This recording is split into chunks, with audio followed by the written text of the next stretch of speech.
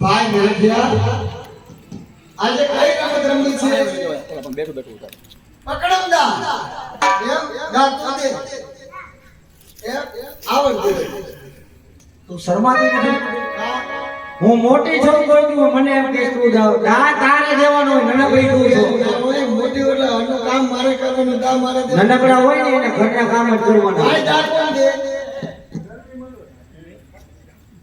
હું દે આ તો થઈ જાય તેરો પકડવા આવશે. ये तेरे भाई हो सकता नहीं रे रमिए चाचे तेरे भाई हो सकता रे रमिए चाचे रे तेरे भाई हाथ सकता रे रमिए चाचे रे तेरे भाई हाथ सकता रे रमिए चाचे रे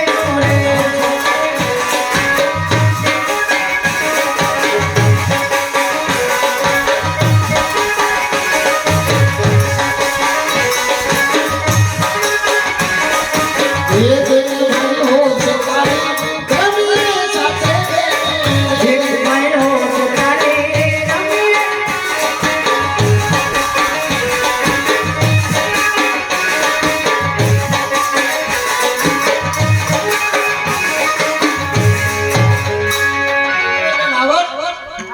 ગજબ થઈ ગયું છે.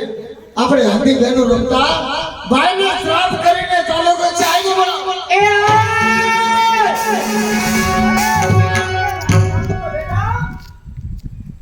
અરે આઈને ઉતાવળા પગલે બોલાવી અરે ઉતાવળા પગલે બોલાવવાનું કારણ તો એ જ આય શું થયું હું બેન જાનબાઈ અને ભૈલો ત્રણે રમત રમતા ભૈલા મેરક છે ને જમણા પગના અંગૂઠે ઝડપે નાખી દીધો છે.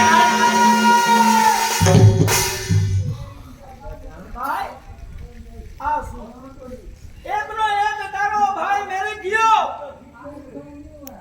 અને આજ એને સરસ દસ કીધું એ ભાગી તારા ભાઈને તું ભરકી દે. મેં તને કીધું હતું જાનભાઈ કે જોજે હો ભાઈની ધ્યાન રાખજે. મારા કાયદાનો કટકો તારા હાથમાં સુપ્રત કરું છું બેટા. આય તમે શા માટે મને ઠપકો આપો છો? આય મારો તો કોઈ વાંક નથી.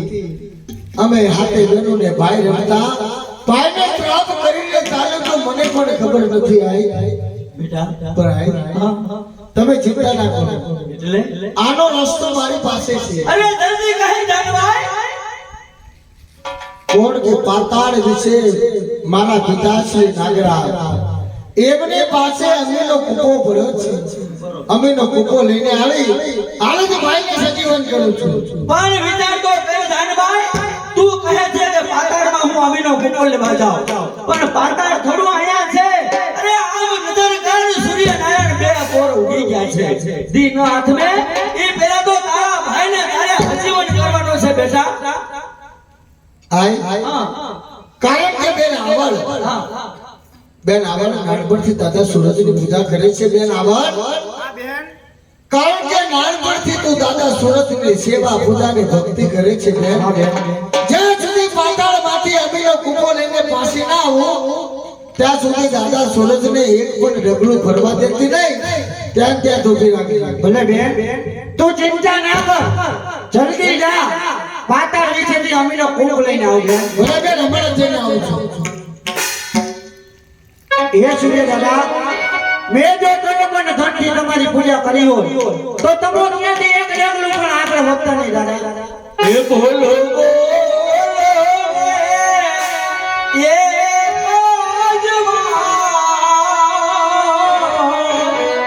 મેર પિયા મીરા બોલો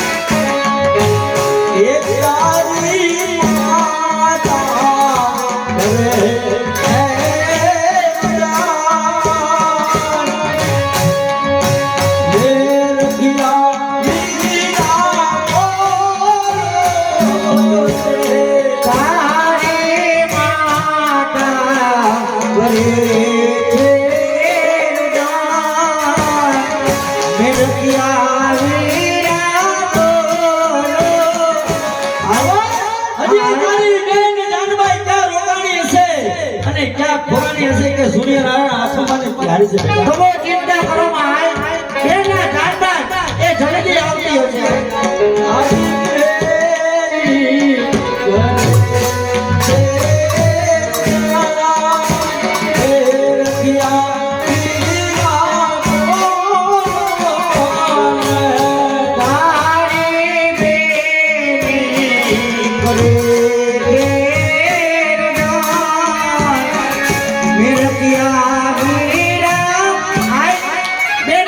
અરે ધન્ય છે જાનબાઈ સૂર્યનારાયણ હાથમાં નથી પેલા અમીનો કુંભોલે આવી અને મારા દીકરાને હજીવન ગયેલ આવાજ મારા દીકરાને સજીવન કર બેટા.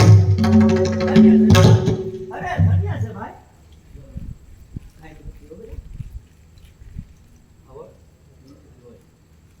ભાઈ ધન્ય છે દેવી હજારો વાર તને અરે આય જુઓ તો ખરા આય તો સાજે સારી હતી આય પણ આવતાની સાથે બેનના પગમાં એ રુધિર ચાલ્યું જાય છે આય જાનબાઈ આ શું છે બધું ત્યારે અમીનો કુંભોલે વાત થઈ ત્યારે તારા પગમાં કાંઈ હતું નહીં બેટા અને પગમાં લોહી અને લુલી લુલી શા માટે આવી હા પાતાળ વિશે જ્યારે અમીનો કૂપો લઈને પાછી વળીને તમે મને શ્રાપ આપ્યો કે આ ખોડેલી જાનબાઈ કે આ ખોરાણી ત્યાં મારા પગમાં ઠેસ આવી આ સુધી તો ના પોકો પણ મગરની સવારી કરીને આ સુધી પોકીશું આઈ ધન્ય છે દેવી હું બાગડી બોલી હતી કે ક્યારે હજી જાનબાઈ રોકાણી છે ને ક્યાં ખોડાણી છે જો તને આ શબ્દ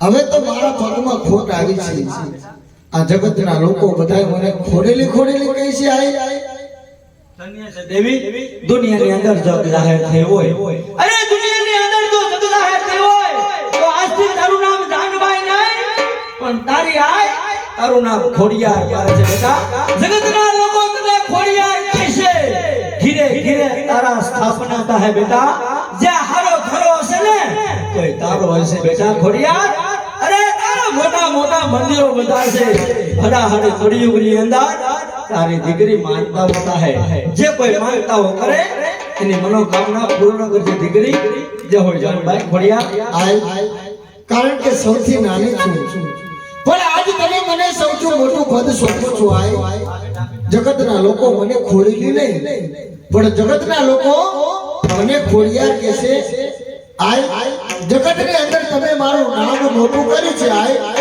મારું નામ મોટું કર્યું પણ સાથે સાથે હું તમારું નામ પણ મોટું કરતી જાઉં છું આઈ તો મારું નામ હાય જગતના લોકો મને ખોડિયાર નહીં પણ જગતના લોકો મને આઈ શ્રી